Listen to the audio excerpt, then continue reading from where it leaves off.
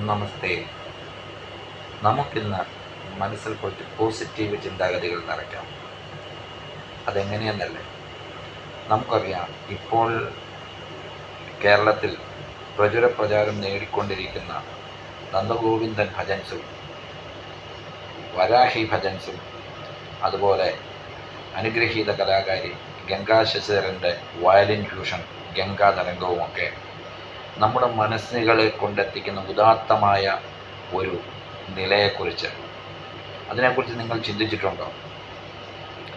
ഇത് കാണുമ്പോൾ അല്ലെങ്കിൽ ഇവരുടെ ഈ പ്രോഗ്രാമുകളിൽ പങ്കെടുക്കുമ്പോൾ നമ്മുടെ മനസ്സിനും ശരീരത്തിനും ഉണ്ടാകുന്ന ഉന്മേഷവും നമ്മുടെ ആ പഴയ ചില പാരമ്പര്യങ്ങൾ, നമ്മൾ ഫോളോ ചെയ്തുകൊണ്ടിരുന്ന ചില കാര്യങ്ങൾ വളരെ അതിന് നമുക്ക് പറയുക, വളരെ നല്ല രീതിയിൽ നമുക്ക് വീണ്ടും നമ്മളെ അതിലേക്ക് പിടിച്ചിരുത്തുന്ന ഒരു നിലയിലേക്ക് വന്നിരിക്കുന്നതായി നമുക്ക് കാണാൻ സാധിക്കും.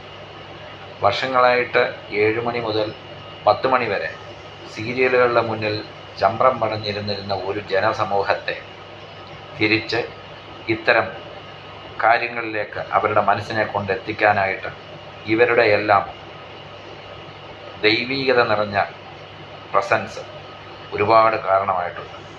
ഇവരുടെ പ്രോഗ്രാമുകൾ കാണുന്നത് തന്നെ നമ്മുടെ മനസ്സിന് വളരെയധികം സന്തോഷവും സമാധാനവും തരുന്നതാണ്. മറ്റൊരു ലെവലിലേക്കാണ് നമ്മളെ ഇവരുടെ ഈ പ്രോഗ്രാംസ് കൊണ്ടെത്തിക്കുന്നത്. അത് കണ്ടിട്ടുള്ളവർക്കതറിയാം. എനിക്കിതുവരെ കാണാൻ സാധിച്ചിട്ടില്ല. തിരുവനന്തപുരത്ത് 2 തവണ ആറ്റുകാൽ ക്ഷേത്രത്തിലും പൂജപ്പുര മണ്ഡപത്തിലും നന്ദഗോവിന്ദൻ ഭജൻസിൻ്റെ പ്രോഗ്രാം ഉണ്ടായിരുന്നു.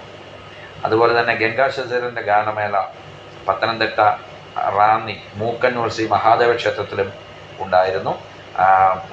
ഗംഗക്കുട്ടിയുടെ ഗംഗാതരംഗം വയലിൻ ഫ്യൂഷൻ അതിലും നാട്ടിലില്ലാത്തതിനാൽ പങ്കെടുക്കാൻ സാധിച്ചില്ല. അത് വളരെ നഷ്ടമായിട്ട് തന്നെയാണ് ഞാൻ കരുതുന്നത്. എന്തായാലും ഇത്തരം നല്ല പ്രോഗ്രാമുകളെ പോലും വർഗീയവൽക്കരിക്കാൻ ചില കുൽസിത ശ്രമങ്ങൾ നമ്മുടെ നാട്ടിൽ നടക്കുന്നുണ്ട്. അതിൻ്റെ പിന്നിൽ ആരാണെന്നൊക്കെ നമുക്ക് എല്ലാവർക്കും അറിയാവുന്നതാണ്. നമ്മളെല്ലാവരും ഒരു കാര്യത്തിൽ വളരെയധികം ശ്രദ്ധിക്കണം. ഗംഗക്കുട്ടിയെ നമുക്ക് എല്ലാവർക്കും അറിയാം. ഗംഗക്കുട്ടി അവളുടെ പരിപാടിക്ക് ഭക്തജനങ്ങളെ ഇൻവൈറ്റ് ചെയ്യുന്നത് പോലും സംഘപരിവാറിൻ്റെ ഹിഡൻ അജണ്ടയാണെന്ന് പറഞ്ഞു പരത്തുന്ന ചില കുൽസിത ശക്തികളെ നമുക്ക് സോഷ്യൽ മീഡിയയിൽ കാണാൻ സാധിക്കും. ഞാനും അതൊന്ന് കണ്ടതാണ്. എത്ര പൈശാചികമായി പെരുമാറാൻ, സംസാരിക്കാൻ ഇവർക്ക് എങ്ങനെ സാധിക്കുന്നു? ഒരു കൊച്ചു കുഞ്ഞിനെ പോലെ ഇവരുടെ മനസ്സിലുള്ള വർഗീയത എത്രത്തോളമാണെന്ന് നമ്മൾ ചിന്തിക്കേണ്ടതാണ്. ഹിന്ദു സഹോദരന്മാർ അവരുടെ ക്ഷേത്രങ്ങളിലോ അല്ലെങ്കിൽ അവരുടെ കുഞ്ഞുങ്ങൾ പങ്കെടുക്കുന്ന ഏതെങ്കിലും പരിപാടികളിലോ ഒത്തുകൂടിക്കഴിഞ്ഞാൽ അതിന് പിന്നിലെല്ലാം സംഘപരിവാറാണ് എന്ന് പറയുമ്പോൾ കേരളത്തിലുള്ളവരെല്ലാം, ഹിന്ദുക്കളെല്ലാം സംഘപരിവാർ ആകണമല്ലോ. അങ്ങനെയാണോ നമ്മൾ യഥാർത്ഥത്തിൽ നോക്കുമ്പോൾ കാണുന്നത്? ഹിന്ദുക്കൾ ഒന്നായിട്ട് ഇവിടെ നിന്നാൽ ഇവിടെ എന്തായിരിക്കും എന്ന അവസ്ഥ? ഇവിടുത്തെ ഹിന്ദു കുറേ പേര് CPM-ൻ്റെ കൂടെയും കമ്മ്യൂണിസ്റ്റ് പാർട്ടിയുടെ കൂടെയും കുറേ പേര് കോൺഗ്രസിൻ്റെ കൂടെ, അങ്ങനെയാണ് നമ്മുടെ നാട്ടിലെ ഹിന്ദുക്കളെല്ലാം. അവർക്കൊരു ഒത്തൊരുമയോ കാര്യങ്ങളോ ഒന്നുമില്ല.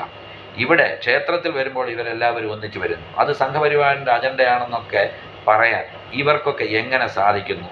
ഇവരെല്ലാം പെയ്ഡായിട്ടുള്ള ആൾക്കാരാണോ എന്ന് വളരെയധികം സംശയിക്കേണ്ടതായിട്ടുണ്ട്. അതിനകത്തൊരു സംശയവുമില്ല. ഇവർക്കൊക്കെ എന്ത് ബുദ്ധിയാണുള്ളത് ഇങ്ങനെയൊക്കെ സംസാരിക്കാൻ തക്കവണ്ണം? ആ കൊച്ചു കുഞ്ഞിൻ്റെ ആ പ്രോഗ്രാം കേട്ടാൽ എന്ത് രസമാണത്! എത്ര മനോഹരമായിട്ടാണ് അത് വയലിൻ വായിക്കുന്നത്. അതുപോലെ നന്ദഗോവിന്ദൻ ഭജൻസിൻ്റെ ഭജൻസ്, വരാഹി ഭജൻസിൻ്റെ ഭജൻസ് എത്ര മനോഹരമാണ്! നമ്മളെ വേറൊരു ഉദാത്തമായ നിലയിലേക്ക് എത്തിക്കുന്നതാണ് ഇത്തരം പരിപാടികളെല്ലാം. നമ്മുടെ ഉള്ളിൽ ഉറങ്ങിക്കിടക്കുന്ന പോസിറ്റീവ് എനർജിയെ ഇത് പുറത്തേക്ക് കൊണ്ടുവരുന്നു. അപ്പോൾ നമുക്ക് കിട്ടുന്ന ഒരു ഓറയുണ്ട്. ആ ഓറയിലൂടെ അവിടുന്ന് അവരുടെ എസ്പെഷ്യലി നന്ദഗോവിന്ദൻ ഭജൻസിൻ്റെ പ്രോഗ്രാം നമ്മൾ കേൾക്കുമ്പോൾ അവിടെ ക്രിയേറ്റ് ചെയ്യപ്പെടുന്ന ഒരു aura, it is very difficult to define.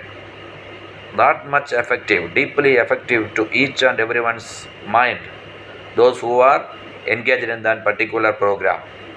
എന്താണ് നമുക്ക് അതിൽ കൂടുതലായിട്ട് അതിനെക്കുറിച്ച് പറയാനുള്ളത്? വളരെയധികം മനോഹരമാണ്. അതുകൊണ്ട് തുടർന്നും നമ്മൾ ഇത്തരം ഇത് സത്സംഗങ്ങളാണ്.